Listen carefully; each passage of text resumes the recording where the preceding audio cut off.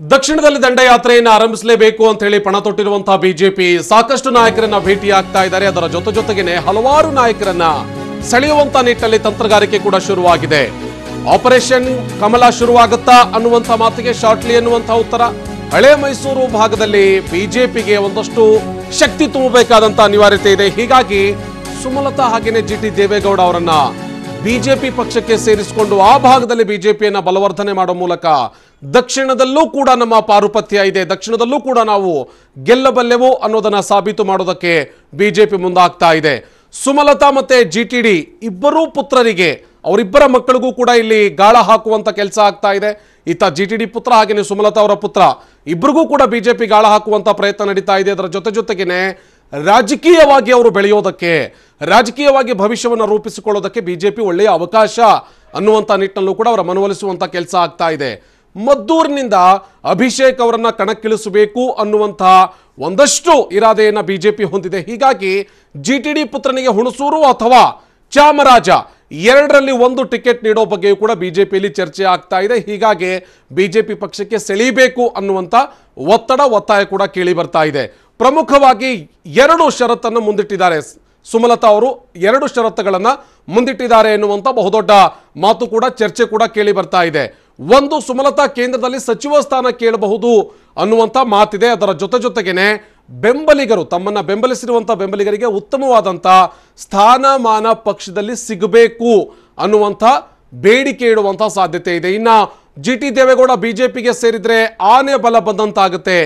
ದಕ್ಷಿಣದಲ್ಲಿ ಬಿಜೆಪಿಯನ್ನ ಕಟ್ಟಿ ಬೆಳೆಸೋದಕ್ಕೆ ಅನುಕೂಲ ಆಗುತ್ತೆ ಎನ್ನುವಂಥ ಮನವರಿಕೆ ಈಗಾಗಲೇ ಬಿಜೆಪಿ ನಾಯಕರಿಗಾಗಿದೆ.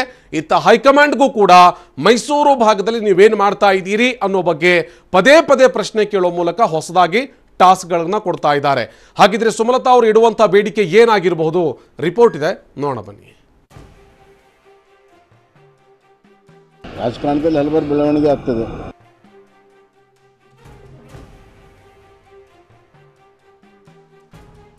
ರಾಜಕಾರಣದಲ್ಲಿ ಹಲವಾರು ಬೆಳವಣಿಗೆ ಆಗ್ತದೆ.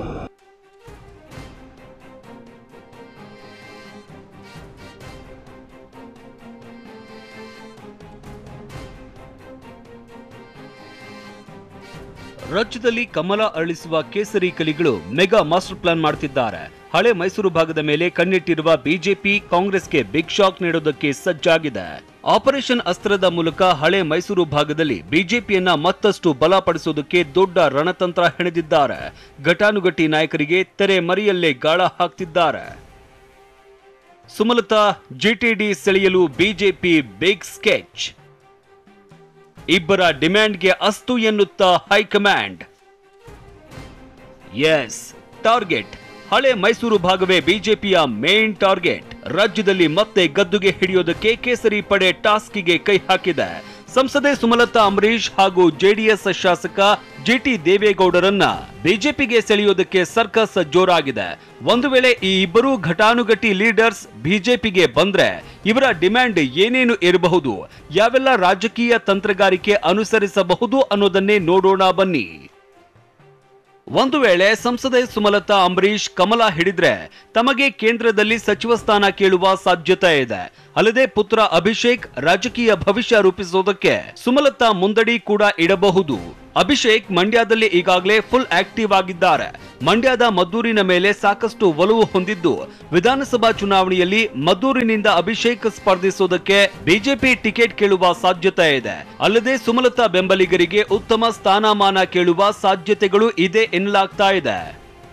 ಇನ್ನು ಸಂಸದೆ ಸುಮಲತಾ ರಾಜಕೀಯ ಲೆಕ್ಕಾಚಾರಗಳು ಇಷ್ಟೆಲ್ಲ ಇದೆ ಎನ್ನಲಾಗ್ತಾ ಇದ್ರೆ, ಜೆಡಿಎಸ್ಗೆ ಶಾಕ್ ಕೊಡೋದಕ್ಕೆ ಬಿಜೆಪಿ ತೆರೆಮರೆಯಲ್ಲೇ ಭರ್ಜರಿ ಪ್ಲಾನ್ ಮಾಡ್ತಾ ಇದೆ. ಒಂದು ವೇಳೆ ಶಾಸಕ ಜಿಟಿ ದೇವೇಗೌಡ ಬಿಜೆಪಿ ಸೇರಿದ್ರೆ ಏನೆಲ್ಲ ಬೇಡಿಕೆ ಇಡಬಹುದು ಅನ್ನೋದನ್ನ ನೋಡೋಣ ಬನ್ನಿ. ಶಾಸಕ ಜಿಟಿ ದೇವೇಗೌಡ ಕಮಲ ಹಿಡಿದ್ರೆ ಬಿಜೆಪಿಗೆ ಆನೆ ಬಲ ಬರಲಿದೆ. ಮೈಸೂರು ಭಾಗದಲ್ಲಿ ಬಿಜೆಪಿಯ ಪ್ರಮುಖ ಟಾರ್ಗೆಟ್ ಜಿಟಿಡಿ ಆಗಿದ್ದಾರೆ. ಅಲ್ಲದೆ ಚಾಮುಂಡೇಶ್ವರಿ ಕ್ಷೇತ್ರದಿಂದ ಸ್ಪರ್ಧೆಗೆ ಟಿಕೆಟ್ ಕೇಳಬಹುದು ಅನ್ನೋ ಮಾತಿದೆ.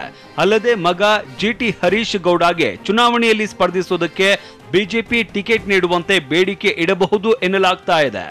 ಮಗ ಜಿಟಿ ಹರೀಶ್ ಕೂಡ ಹುಣಸೂರು ಅಥವಾ ಚಾಮರಾಜ ಕ್ಷೇತ್ರದಿಂದ ಸ್ಪರ್ಧಿಸುವುದಕ್ಕೆ ಟಿಕೆಟ್ ನೀಡುವಂತೆ ಡಿಮ್ಯಾಂಡ್ ಮಾಡಬಹುದು. ಅಲ್ಲದೆ ಜೊತೆಗೆ ಬರುವ ನಾಯಕರಿಗೂ ಸ್ಥಾನಮಾನ ನೀಡುವಂತೆ ಬೇಡಿಕೆ ಮುಂದಿಡಬಹುದು ಅನ್ನೋ ಮಾತುಗಳು ಕೇಳಿ ಬರ್ತಿದೆ. ಒಟ್ನಲ್ಲಿ ರಾಜ್ಯದಲ್ಲಿ ಕಮಲ ಅರಳಿಸೋದ್ರ ಜೊತೆಗೆ ಹಳೆ ಮೈಸೂರು ಭಾಗದ ಮೇಲೆ ಕೇಸರಿ ಕಲಿಗಳು ದೊಡ್ಡ ಕಣ್ಣಿಟ್ಟಿದ್ದಾರೆ. ಸದ್ಯ ಬಿಜೆಪಿ ನಾಯಕರು ಪಕ್ಷೇತರ ಸಂಸದೆ ಸುಮಲತಾ, ತೆನೆ ಶಾಸಕ ಜಿಟಿ ದೇವೇಗೌಡರನ್ನ ಬಿಜೆಪಿ ಬ್ರಿಗೇಡ್ಗೆ ಸೇರಿಸಿಕೊಳ್ಳೋದಕ್ಕೆ ಸ್ಕೆಚ್ ಹಾಕಿದ್ದಾರೆ. ಸದ್ಯಕ್ಕಿರುವ ಡಿಮ್ಯಾಂಡ್ಗಳನ್ನ ಪೂರೈಸೋದಕ್ಕೆ ಬಿಜೆಪಿ ನಾಯಕರು ಕೂಡ ತುದಿಗಾಲಲ್ಲಿ ನಿಂತಿದ್ದಾರಂತೆ.